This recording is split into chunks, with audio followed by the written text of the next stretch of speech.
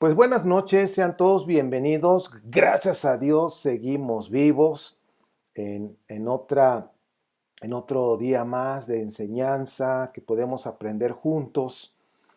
Y pues bueno, sin más vueltas al asunto, vamos a compartir la pantalla para que podamos ver el material de esta enseñanza. Vamos en esta sección número 3. Y pues como siempre lo he dicho, yo no tengo la verdad absoluta. Por favor, verifiquen, investiguen, experimenten, concluyan. Y que creo que la parte importante es la experimentación. Experimentar todo lo que pues estamos aprendiendo. El objetivo de esta información, analizaremos los sacrificios del antiguo Israel y interpretación de los profetas del preexilio. ¿Qué es lo que ellos veían? ¿Cómo lo veían en este análisis de estas diferentes teologías que hay en la Biblia? Les voy a compartir una información que también les voy a decir dónde lo pueden ustedes ampliar, la información de qué página. Hay muchísima información, pero esta que les comparto están en unas cuantas páginas y que es interesante que nosotros lo podamos analizar. Más que nada la información, la fuente es de Roland de Boe, ¿sí? En su libro del Antiguo Israel. Es importante todo esto que les voy a compartir. Dice, en el Antiguo Israel puse algunas reseñas de esa parte del libro. Dice, ¿cuál era la religión que tenía Canaán? Ahora, es importante que nosotros veamos que lo que es Canaán en el antiguo Israel, que ahora sí que pues era Canaán, ya después pasó a ser, después del exilio, pues se llamó Israel, el reino del norte, el reino del sur, que eran dos reinos totalmente diferentes, como en los otros cursos que hemos analizado, que hemos estudiado, igual de estas mismas fuentes, que las tribus, famosas 12 tribus, ya estaban instaladas en esa región, ¿ok? Pero para la epopeya que se formó precisamente en Génesis a partir pues, del capítulo 12 en adelante, pues ahora sí que unieron a todas esas tribus, que no es el tema que lo vamos a ver, ya lo estudiamos, pero es para que se den cuenta que toda esa zona de Canaán y que ahora se conoció después como Palestina y ahora es Israel, pues bueno, toda esa zona estaba influenciada por su prima hermana que son los Ugarit. La religión de Ugarit no fue nunca, le voy a leer lo que dice la pantalla, dice, no fue nunca en ninguna de sus etapas la religión de todo Canaán. Es decir, que era una parte nada más de cada región. Y cuando decimos cada región, también tiene que ver con las tribus que representaban regiones. Cada ciudad, hasta cada santuario, tenían sus dioses. Ahora, esto es importante que nosotros lo vayamos viendo. Se tenían sus dioses favoritos, su ritual propio, sus leyendas sagradas. Por eso cuando nosotros leemos en la Biblia diferentes cosas, pues tenemos que ver, bueno, esto en qué época fue el libro de los jueces, por decirlo así. ¿En qué época fue? ¿Qué es lo que prevalecía en ese tiempo? ¿Cómo estaban conformadas esas confederaciones, las tribus? En fin, y cuáles eran sus creencias al respecto. Entonces, todo eso lo tenemos que ir viendo para poder comprender cuando leemos la Biblia. Dice, en un país tan fragmentado, geográfica y políticamente, no había unidad religiosa. Entonces, aquí ya Roland de Boe, una vez me corrigieron, pues es que yo no sé francés, yo lo leo como lo veo, ahora sí que lo digo como lo leo, como dicen, pero dice, no, se dice Roland de Boe y se lee, ahora sí que lo leemos como Roland de Baus, con X, ¿no? Bueno, no es clase de francés. Entonces, aquí nos está dando ya información en el antiguo Israel, que estamos hablando en tiempos antiguos, estamos hablando del segundo milenio, ¿sí? Todo ese tiempo, cómo eran las creencias de todos ellos.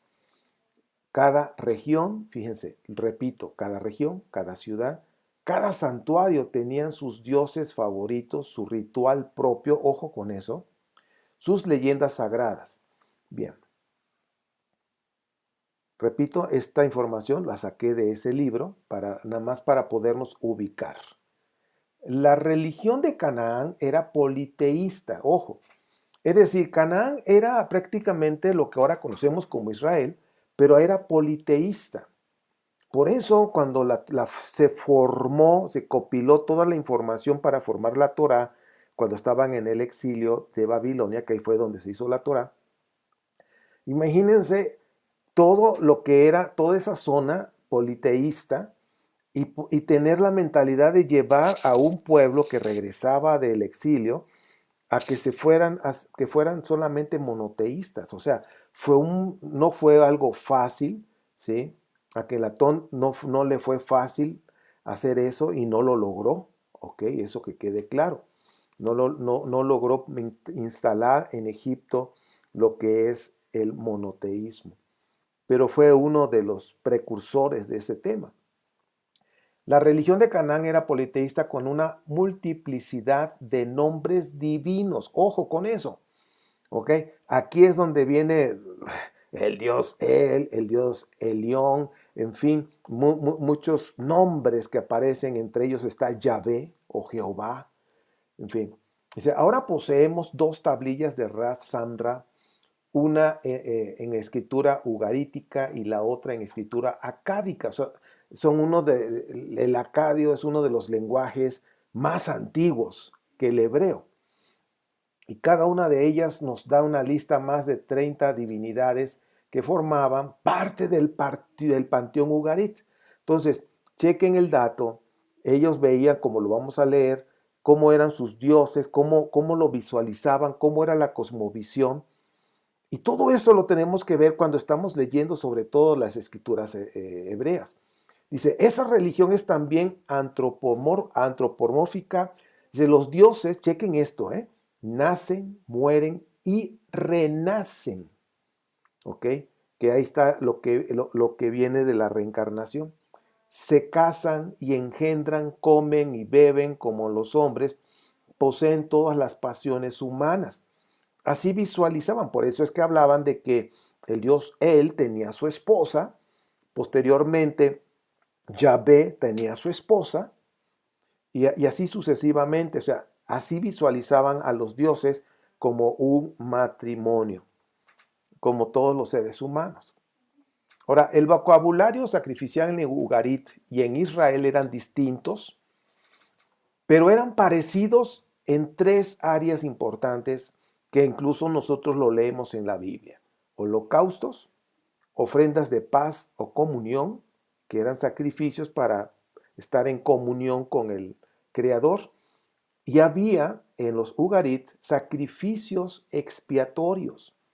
Y ahorita les voy a explicar, de acuerdo a esta información histórica, porque esto es historia, cómo es que lo hacían. El sacrificio a Baal y el sacrificio de Elías eran parecidos, no eran iguales, eran muy parecidos, como lo que nos da el relato de Primera de Reyes 18. Ahora, esto, ustedes pueden ampliar más información con lo que acabo de darles como una pequeña reseña de esta clase en el libro Historia Antigua de Israel, tomo número 1, creo que ya se los compartí, si no se los comparto, de la página 154 a la 161. Yo les recomiendo que lo lean, tomen notas. Van a encontrar muchísima información en esas páginas y por supuesto que si se van al índice y ven algún tema que les llame la atención, pues así se hacen las investigaciones, ahí van e investigan sobre ciertos temas que hay, que viene la verdad. Los dos tomos, son dos tomos, la historia de Israel, la historia antigua de Israel 1 y la historia de Israel tomo 2. Entonces, hay mucha información que puede ampliar más en su investigación para que puedan sacar sus conclusiones con respecto a los sacrificios, cómo los manejaban antiguamente. ¿sí? Siempre ha habido sacrificios en el ser humano, que los que más resaltan son los de comunión, ¿sí? El estar en paz con el Creador, con el Dios X, de acuerdo a su Dios. Y por eso había, como yo les leí hace un momento, tenían sus dioses con diferentes nombres. Entonces, hasta el día de hoy, pues sigue habiendo ese debate cuál es el nombre. Lo más significativo en Ugarit, dice, un ritual de sacrificio público, ojo, fíjense, ofrecido por los hombres y el rey y las mujeres y la reina de Ugarit en expiación de pecados confesados. ¿Ok? Entonces, los Ugaritas o los de Ugarit ya manejaban ese tipo de sacrificios que por supuesto se dicen que los de Canaán y los de Ugarit son, por decir, casi primos hermanos o son los gemelos de esa zona, pero la historia nos muestra que eran parecidos, sus cuestiones religiosas no eran iguales totalmente, eran parecidas. Después tenemos que ver la influencia también de Mesopotamia y los egipcios, que son los que más influyeron en el sistema religioso que tiene en la Torá, que fueron los levitas, que serán egipcios, los que escribieron todo eso. Dice, había sacrificios para la luna nueva, para luna llena y otras ceremonias similares en otros meses. En la religión de Canaán hay mucha influencia de los jugarit. Por eso ustedes, cuando ustedes y yo leemos la Biblia, en la Biblia hebrea, que la luna llena, o más bien la luna nueva, una de las cosas que más se practica en el judaísmo y ahora en el mesianismo, a los que son judíos mesiánicos, es el ritual de lo que es la luna nueva. Cada quien tiene sus estilos, sus maneras, ¿sí? Porque acuérdense que en cuestiones religiosas hay variedad de maneras de hacerlo, quizás entre diferentes keilás o diferentes congregaciones lo hacen a sus estilos diferentes, pero están celebrando un mismo tema, la luna nueva, ¿ok? Entonces, que algunos hacen como si fuera Shabbat y pan y vino y cenan, otros hacen esto, otros hacen unas oraciones especiales, todo lo que tenga que ver con religión, hay una gran variedad de hacerlo, ¿ok? Y pues no vamos a decir cuál es la correcta, porque pues todo lo hacen con muy buenas intenciones para buscar al Eterno. No, yo al menos no sabría cuál es la correcta. Yo no podría decir, esta es la correcta, esta es tan mal. No, para nada. Ahora vamos a entrar, ya que tuvimos aquí una pequeña parte de comprender cómo era antiguamente, cómo veían los sacrificios, cómo los manejaban. Ahora vamos a entrar precisamente ahora en unas fechas que Oseas, un profeta que del preexilio, que ahora sí que su ministerio estuvo del 782 hasta el 698 aproximadamente. Y algo que nosotros no perdamos de vista es que la mayoría de los profetas que encontramos en la Biblia hebrea, hay un esquema en la gran mayoría de 4 pasos, 4 puntos: la culpa, el castigo, arrepentimiento y la salvación. ¿Sí? Siempre van a mostrar esas partes, muestran cuál es la culpa o lo que están haciendo equivocadamente, el castigo que va a venir, lo que es causa y efecto, y que están buscando que el pueblo se pueda arrepentir para que pueda obtener esa salvación en este tiempo, en esta vida. Y una de las cosas que llama la atención y que si tienen la Biblia ustedes allá a su mano, puedan ustedes verificar, en el 6.6 que ya lo hemos visto, pero ahora lo vamos a ir viendo despacito con todo ese antecedente de los sacrificios. Lo que pido de ustedes, dice aquí Oseas 6.6, es amor, no sacrificios, conocimiento de Dios, no holocaustos.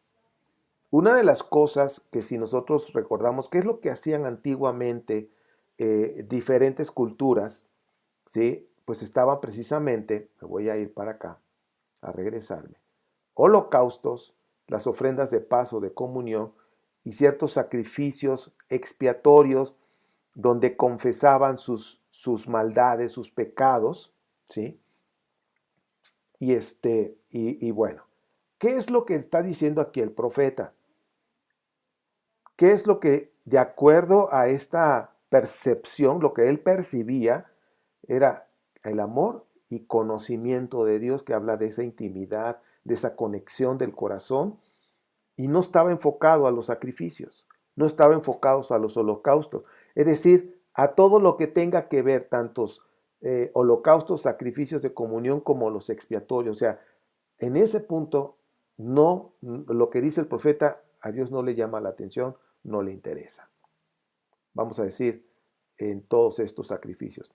Ahora, también lo que decíamos en la clase pasada con respecto a Job, que hacía sacrificios, ¿sí? No especifica bien claramente sacrificios, pero pueden entrar dentro de los que son holocaustos, de los sacrificios de comunión, porque para los expiatorios tenían que estar ahí de pie y decir sus errores cuando estaban haciendo el sacrificio para rogarle a Dios un perdón, ¿ok? Entonces, lo que, lo que Job maneja ahí es de acuerdo al escrito que fue adaptado para la mentalidad de los judaítas, que son los que regresaron de Babilonia. Habla sacrificios nada más, no nos especifica. Ahora, los holocaustos y sacrificios que menciona Oseas se refiere a todos los conocidos de esa época, como lo que acabo de mencionar, los de comunión o de paz y expiatorios, que estos eran la influencia de los ugarits, por eso les di ese antecedente, que no es algo que los de Canaán, que son los israelitas, o sea, los israelitas son cananeos, ¿okay? No es de que vinieron de otro lado, no, la historia dice otra cosa, ¿sí? La epopeya dice una cosa, pero la historia dice otra. Entonces, los cananeos son israelitas, son los que ahora se conoce como Israel. Oseas escribe que la causa de la maldad del hombre es por la ausencia del amor a Dios, como viene en el capítulo 4 del 1 al 6. Hace un momento leíamos 6:6, pero hay un antecedente. Entonces, el contexto que el profeta Oseas nos está dando, dice, bueno, este pueblo se ha desviado, este pueblo ha sufrido, ahí viene el efecto, pero la causa es porque no hay amor a Dios. Y ahí lo especifica claramente, es que no hay un amor a Dios, por eso en el 6:6 dice, yo no quiero sus sacrificios ni sus holocaustos, yo quiero que me amen y que me conozcan. Lo mismo que dijo Jeremías, ¿ok? Ahora, esto, aquí el profeta, o sea, se está resaltando la causa y el efecto en la vida de los israelitas. O sea, ustedes tienen un efecto en sus vidas, ustedes tienen un efecto en el pueblo porque no aman a Dios. Entonces, ¿cuál es la raíz de tener una bendición y fluir en ese bienestar, en esa bendición? ¿Sí? ¿Cuál es la causa? Amar a Dios, porque eso va a traer un efecto, ¿sí? Que es esa bendición, que es el estar bien, que es esa protección, o lo que manejan mucho en la Biblia hebrea es la salvación. La palabra salvación incluye muchas cosas, ¿sí? Que ya después en el cristianismo están hablando de salvación, pero una salvación después de morir. Y ahora, por favor, con esto que les estoy platicando, vayan ustedes viendo cómo en el cristianismo, en el judaísmo, hay diferentes perspectivas, por eso no embonan sus teologías, no embonan, no cuadran, no se llevan. Lo único que hay de que se pueden unir las dos Biblias, la hebrea y la cristiana, es en la espiritualidad, que eso fue lo que Yeshua enseñó. Bueno, vamos a seguir avanzando. Para Dios es importante e insustituible los sacrificios. Esa es la pregunta. O sea, ¿para Dios es importante los sacrificios? ¿Es algo que no se puede sustituir por otra cosa? Entonces, aquí es donde vamos a ver, y aquí vienen varias partes de las escrituras que ustedes pueden verificar. La mayoría de los profetas del preexilio Y es importante que nosotros veamos, cuando leamos a los profetas, que en sus lecturas personales, chequen y si quieren marcar en sus Biblias, este profeta era del preexilio, este es del posexilio y así, este es del exilio. Y vean, y cada vez que estudien y analicen ustedes a esos profetas, chequen el mensaje, ¿sí? Y vean cómo, si hay alguna relación. Y casi la mayoría de los profetas del preexilio tienen una misma perspectiva. Entonces, resaltan que a Dios no le interesa la religión fabricada por los hombres. Entonces, aquí esto es muy fuerte, porque la religión la inventó el hombre. ¿Ok? La religión se ha inventado a lo largo desde que el hombre existe, ha inventado sus maneras de que ellos, cómo el hombre piensa de cómo acercarse, qué hacer, en fin. Y hacer ciertos rituales no, pues hay que hacer esto, hay que hacer el otro. Bueno, dice, donde su sistema religioso piden sacrificios a nombre de Dios, pero su corazón, que estamos hablando, su interior, su alma, está lejos de él, como decía Isaías, es decir, tienen una conducta sin amor, que es la maldad. Y aquí es donde nosotros tenemos que ir viendo lo que la religión siempre va a estar estableciendo y lo que es la espiritualidad. ¿Sí? Las dos cosas son diferentes. Religiones son muchas, espiritualidad es una, nada más. La espiritualidad tiene que ver con tu interior y si lo estoy diciendo una y otra vez es para que te quede bien claro, porque eso fue lo que enseñó Yeshua. Porque religiones hay muchas y hay muchas maneras que la verdad no vamos a desgastarnos en eso. Quien los practique, pues simplemente adelante, que sea feliz, no hay problema. Isaías 1, del 1 al 20, Isaías 29, 13, que ya lo analizamos, Miqueas 6, del 6 al 8, Ezequiel capítulo 18, Ezequiel capítulo 32, Proverbios 21, 3 y el versículo 21. Ahora sí que Proverbios 21, 3 y Proverbios 21, 21. Deuteronomio 10, 12 al 13. Recordemos que Deuteronomio es uno de los escritos preexilio que se encontraron en los tiempos de Josías, ¿sí? que se siguió redactando, más bien se siguió editando en el exilio de Babilonia, que hasta pues ahora sí que pusieron la muerte de Moisés ahí y que Moisés redactó su muerte y con tanto controversia que ha surgido de eso. Pero Deuteronomio fue un escrito que se hizo precisamente en el preexilio. Los proverbios, hay proverbios muy antiguos, ¿sí? Hay de todo. No todos ahora sí que se los adjudican a Salomón, pero hay otros que realmente son de proverbios, son poemas de otras culturas. Bueno, ese no es el tema ahorita. Pero es para que nos demos cuenta en este punto, preexilio. La pregunta es, ¿para Dios en el preexilio era importante los sacrificios? Y de acuerdo a estas escrituras que les acabo de mencionar, nos muestra Isaías, Miqueas, Ezequiel, por supuesto Oseas, que es el que estábamos viendo, nos muestran claramente que en la percepción de la divinidad, ellos percibían que para Dios no era importante los sacrificios, que podías estar en paz con Dios sin sacrificios. Entonces vean estas teologías y cómo van avanzando posteriormente muchas cosas y va a haber preguntas que vamos a estar reflexionando.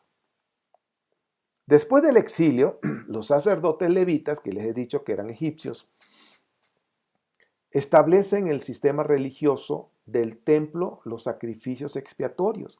Y ustedes pueden leer en Levítico 4, Levítico 5 y Levítico 7, todo un sistema sobre expiación, sobre este tipo de pecados, expiación del sacerdote, expiación de aquí, expiación de allá, expiación, todo un sistema, y pues hay que reconocer que un sistema bien organizado, ya aquí ya lo escribieron, ya quedó Recuerden que la Torá, que es un compendio de diferentes escritos que se reunieron y se hicieron, se compactaron, es la constitución de un pueblo que regresa del exilio, que son los judaítas, ¿ok?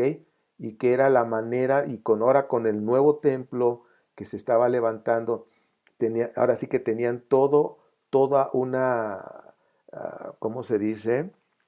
Constitución de esa nación que estaba naciendo, por decirlo así, en la época de los persas. Viene la pregunta, ¿Dios cambió de idea? Porque en el preexilio vimos que a Dios no le interesaban los sacrificios y holocaustos. Y ahora vienen con que siempre sí. ¿Es otro Dios que sí quiere sacrificios?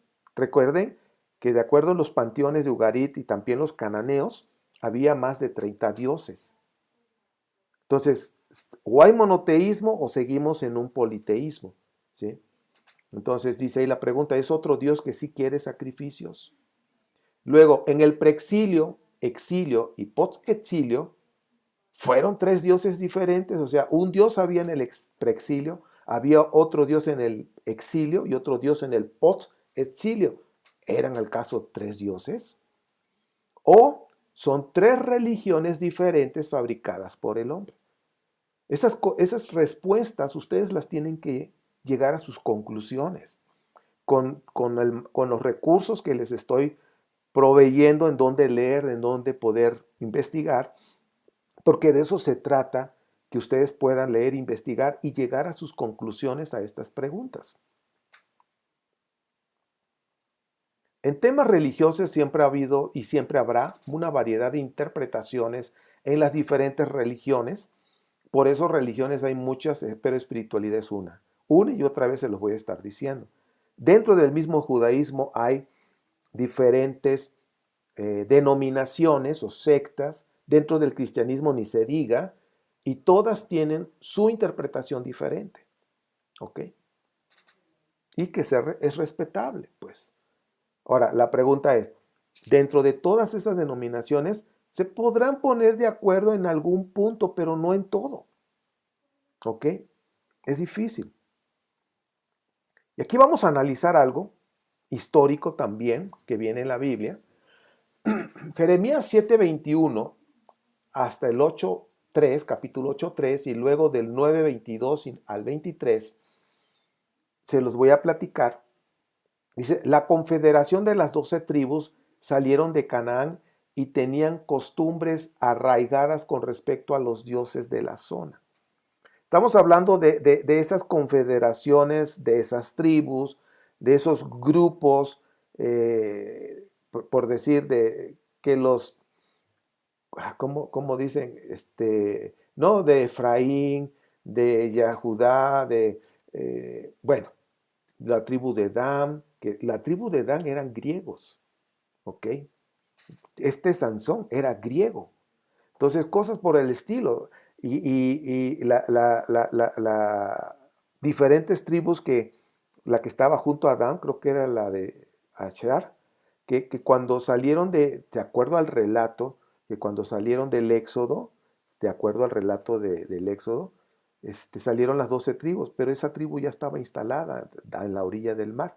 Entonces hay cosas que dicen, bueno, ¿cómo está esto? Lo que pasa que históricamente, y según datos extra bíblicos, las 12 tribus ya estaban instaladas en toda esa zona de Canaán. Por eso habla de esa confederación de las 12 tribus. Jeremías 7:22, hablando de la porción que estamos viendo, que es Jeremías 7:21 hasta capítulo 8:3 y luego capítulo 9 de Jeremías 22:23, dice el versículo 22 del capítulo 7. Porque cuando libré a tus padres de la tierra de Egipto, no hablé con ellos ni les mandé acerca de ofrendas quemadas ni sacrificios. Chequen el dato. Ahora, quiero hacer aquí un pequeño paréntesis. Aquí Jeremías, ya vimos que Jeremías, pues ahora sí que estuvo en los años 750 aproximadamente, antes de la era cristiana.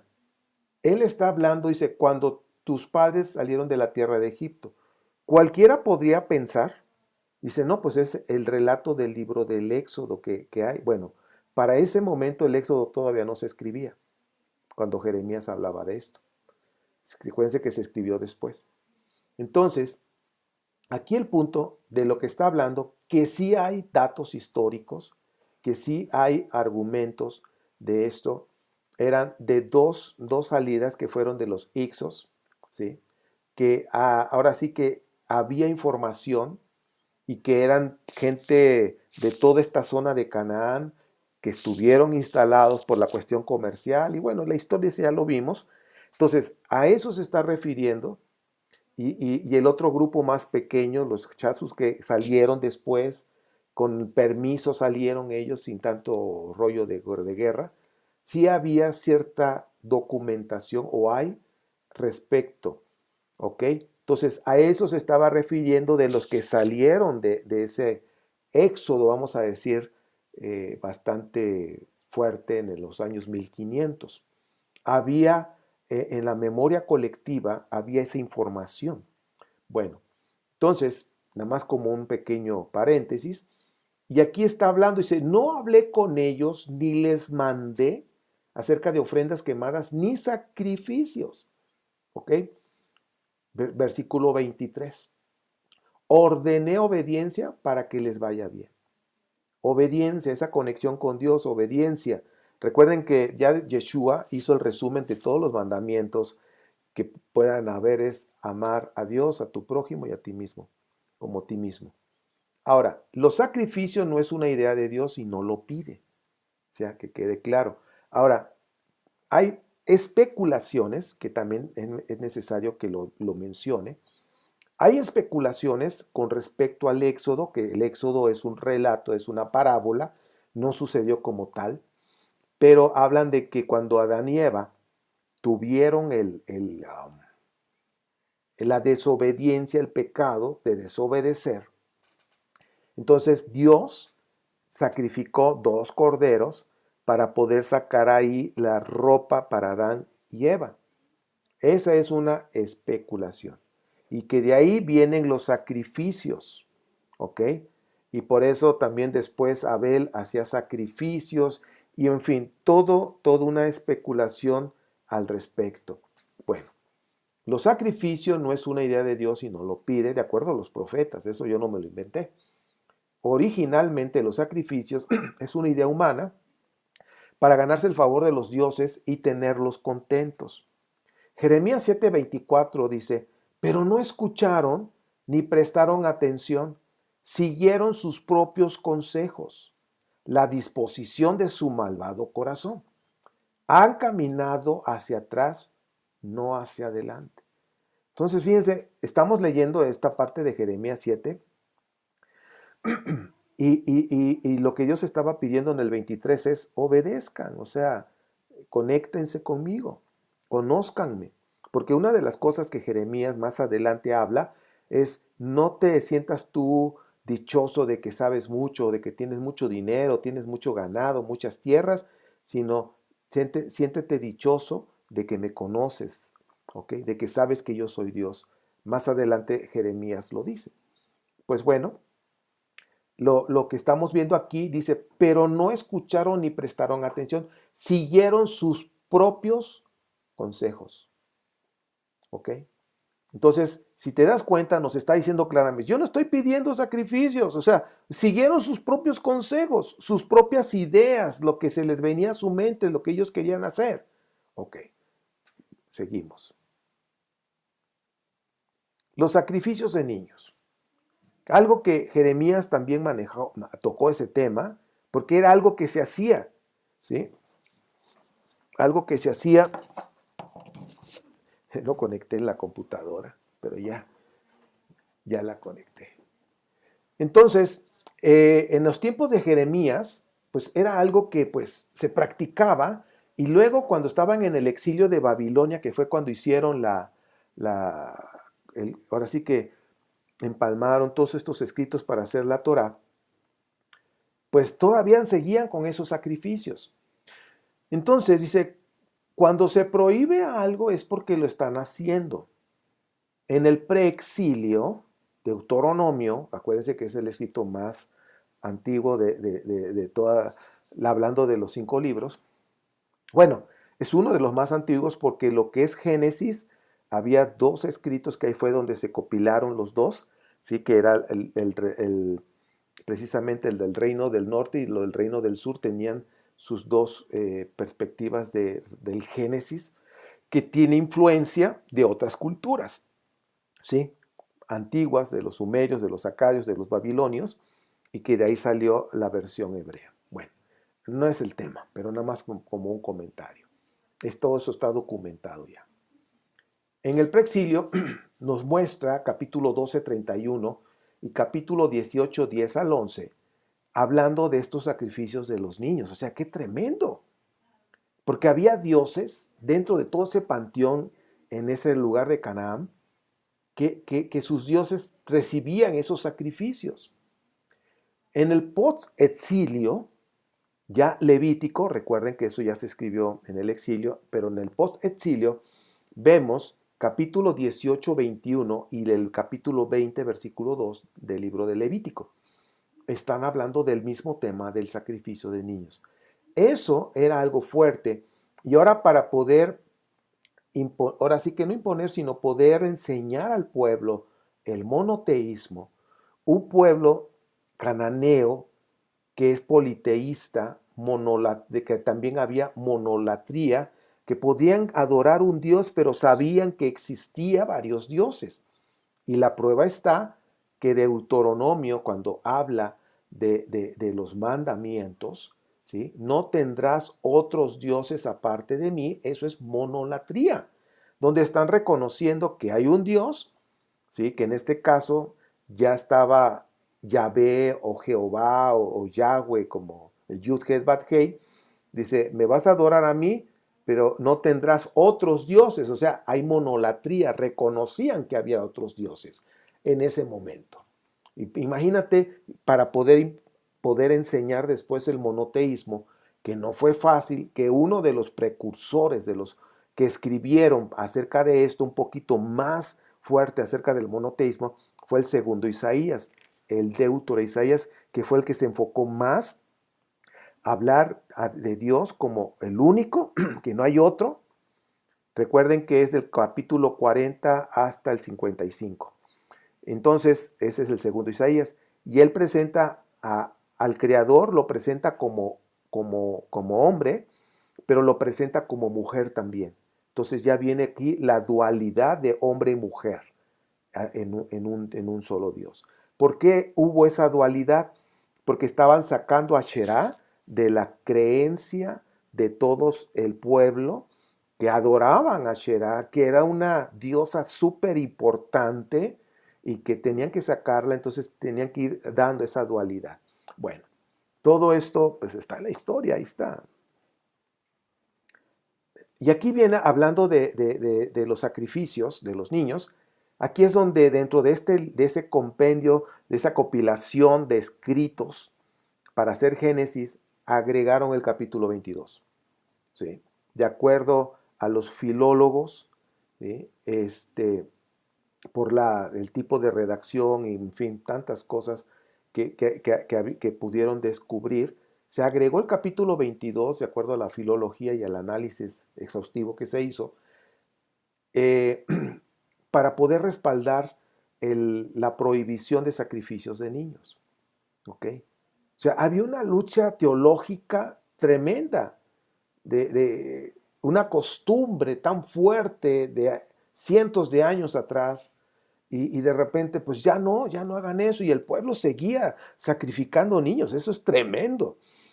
Entonces el Génesis 22, aquí hay que poner mucha atención, porque en las Biblias tradicionales no te lo muestra, tienes que irte al hebreo, y yo les he dicho que cuando quieras leer bien y descubrir todo esto, tienes que leer la versión israelita nazarena, la BIN, porque ahí sí te lo traduce bien y lo puedes visualizar cuando es el Dios Él y cuando es Yahvé. Y voy a hacer observaciones de este capítulo 22. Cuando dice Ha Elohim, el Ha Elohim significa dioses, los dioses.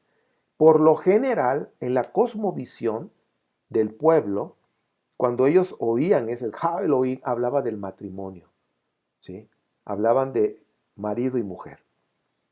El mensajero de Yahvé es otra de las cosas que aparece ahí. Entonces, al principio, ¿quién es el que pide el sacrificio de Abraham? De este Abraham a su hijo Isaac. ¿Sí? ¿Quién fue? Ha Elohim, los dioses, que es el Dios él, con su esposa. El Dios él pidió el sacrificio de acuerdo a los escritos originales en hebreo. Yahvé no lo pidió. Yahvé era otro Dios. Y cuando iba ya a sacrificar a su hijo, Abraham, dice que el mensajero de Yahvé llegó y le dijo, no, no, no, no, no, no, no, no lo mates. Mira, y le proveyó un animal. Entonces, todo esto tiene una razón de ser y tiene un propósito. De hecho, todo el libro de Génesis, sobre todo los primeros 11 capítulos que viene siendo, que se le conoce dentro del mismo judaísmo, se le conoce como la prehistoria, todo tiene una razón de ser. Los pueblos, tan solo hablando de Noé y sus hijos, que está hablando de los continentes, los tipos de personas que había en aquel tiempo. O sea, está hablando la descripción geográfica, política, y hay muchas cosas ahí escondidas, que es el mensaje que estaban transmitiendo en aquellos tiempos. Bueno, ahorita no es el momento de estudiar Génesis, pero les estoy diciendo todo lo que hay ahí guardado en 11 capítulos. Mucha cuestión política, geográfica, en fin. Seguimos. Yahvé lo impidió. Yahvé se le conoce, el Yud-Het-Bat-Hei, como el Dios del desierto, el Dios que no pide sacrificios de acuerdo a este punto, hasta aquí, de lo que estamos analizando. Y luego cambió el sacrificio humano, Yahvé, por el de un animal. Entonces eso es lo que sucede en el capítulo 22. Es impresionante, hay dos dioses ahí. ¿Ok? Está el Dios él y está Yahvé. El Dios él, dame a tu hijo, y Yahvé dice, no, mejor aquí está el cordero, ya te lo proveí, ahí está, mira, ahí está amarrado, mata a ese animalito y ya no mates a tu hijo. Pero era, vamos a decirlo en lenguaje moderno, el capítulo nos está mostrando un mensaje subliminal. Ya no sacrifiques a tus hijos. O sea, ya el Dios, él ya no está, ya pasó su época, ahora es Yahvé, es el que estamos adorando, y la prueba está que en la Biblia BIM, en la versión israelita nazarena, capítulo 118 de los Salmos, claramente, al final, en los últimos 3 versículos, claramente dice en hebreo, ya traducido al español, dice, ahora Yahvé es el Dios él, o el Dios él es Yahvé más bien. El Dios él, que era conocido, ahora es Yahvé.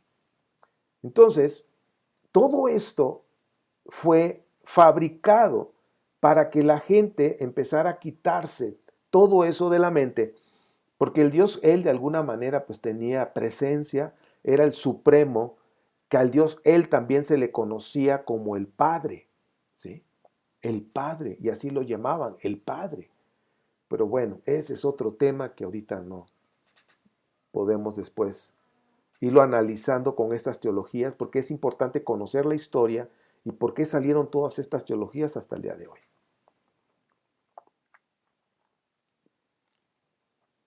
En el post-exilio, los escribas de la Torá instruyeron sobre el rescate de los primogénitos para que ya no los sacrificaran. Recuerden que se hizo en el exilio en Babilonia. Entonces, Éxodo 13, versículo 2, y luego de ese mismo capítulo 13, versículo 11 al 16, Números 3, 40 al 51, están dando ya las instrucciones de rescatar al primogénito a través de un sacrificio, de un animalito. Entonces, de alguna manera, ya están dando instrucciones. Ya no sacrifiques a los niños, ya no sacrifiques a tus hijos, ya no sacrifiques al primogénito, para que tengas ese favor con Dios o lo que tú quieras, de acuerdo a sus creencias de su religión. En el post-exilio, los israelitas practicaron el rescate de los primogénitos. Y es lo que vemos en las escrituras. Dice, pero ocasionalmente lo hacían. O sea, el rescate de los primogénitos lo hacían de manera ocasional, pero fue más fuerte su antigua tradición. Cuando estamos hablando de tradiciones religiosas, es difícil quitarlas a una persona, ¿sí? Y por eso el punto está de que una tradición religiosa son cosas externas que tú puedes hacer. Por ejemplo, aquí en México, cuando viene la época que adoran a la Virgen de Guadalupe, con el respeto lo digo, para los creyentes que tengan esa filosofía, esa creencia, muchos van a a la capilla principal o al templo principal en la Ciudad de México, y, y como tienen un atrio bastante amplio para poder recibir a cientos, a varios miles de personas, muchos miles de personas, muchos entran desde ciertas distancias de rodillas y llegan sangrando, ¿sí? A veces imagínate en la mañana que está el sol y todo eso caliente, llegan sangrando. Bueno, son sacrificios que hacen de manera externa con sus cuerpos, en fin, de acuerdo a sus creencias, que son muy respetables, que no estamos en un punto de enjuiciarlas, de no, respetámoslas. Es para que nosotros nos demos cuenta de que antiguamente tenían sus creencias, como en el caso del sacrificio de los niños con Moloch, que era un dios con mitad hombre, mitad animal, y que tenía una parte hueca y que había fuego y ahí echaban a los niños vivos y ahí se morían quemados. O sea, híjole, qué tremendo, qué fuertes sus creencias para hacer eso. Entonces, esto que les digo de que ya no sacrifiquen a los niños, pues ya no lo hacían, pero era ocasionalmente. ¿Por qué? Porque seguían practicando eso. Y las historias lo confirman. Por ejemplo, Jueces 11, 29 al 39 habla de eso también, que es Jueces, pues es preexilio, pero lo que es Primera de Reyes 16, 34, Segunda de Reyes 16, 3, 21 al 6, nos confirman de que la tradición religiosa de sacrificio de niños era muy fuerte y no fue fácil erradicar. Hoy en día se siguen sacrificando niños, no en Israel, en diferentes religiones oscuras, en ciertas fechas, sacrifican niños, todavía. Entonces, pues bueno. Los profetas denunciaron de que pues seguían sacrificando a los niños y por eso vemos a un profeta del post, ahora sí que un profeta Miqueas, que es del preexilio, un profeta del exilio, que es Miqueas 6:7, Ezequiel 16:20 y Ezequiel 20:26, de que pues estaban denunciando que el pueblo seguía sacrificando, que el pueblo estaba sacrificando a sus hijos. Y también se recuerda en la oración que viene en el Salmo 106, 37 al 39. ¿Ok? Entonces, con esto vemos de los sacrificios, que es una idea de los hombres, que no es una idea de Dios, de acuerdo a Jeremías, que siguieron sus propios consejos, pero que Dios no estaba pidiendo eso, que lo que Dios estaba pidiendo era conducta, una mejor conducta, una conducta de amor hacia el prójimo. ¿Y qué es lo que Yeshua es lo que se está resaltando en su enseñanza? La esencia de nuestro maestro está precisamente en el amor al prójimo. Ahora, ya no hay templo.